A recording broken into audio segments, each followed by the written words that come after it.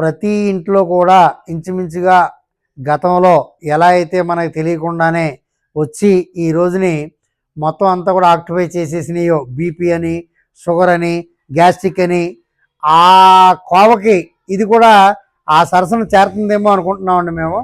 మా దగ్గర అన్ని రకాలైనటువంటి చర్మవ్యాధులకు సంబంధించినటువంటి అప్ టు సొరియాసిస్ అనుకోండి, సొరియాసిస్ దీర్ఘకాలంగా కూడా తగ్గిన వాళ్ళకి కూడా మేము మెడిసిన్స్ ఇస్తున్నామండి. తయారు చేసినటువంటివి బాగానే ఉపశమనం కలుగుతుంది.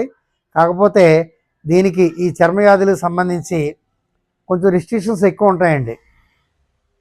ఆహార విహార నియమాలు, పథ్యాలు ఉంటాయండి. అవి పాటించుకుంటూ కనుక ముందుకెళ్ళినట్టయితే సాధ్యమైనంత తొందరలో అవి తగ్గి మళ్ళీ మనం పూర్వస్థితికి వచ్చి ఆ ఇబ్బంది నుంచి బయటపడగలరని ఆశిస్తున్నామండి. నమస్కారం.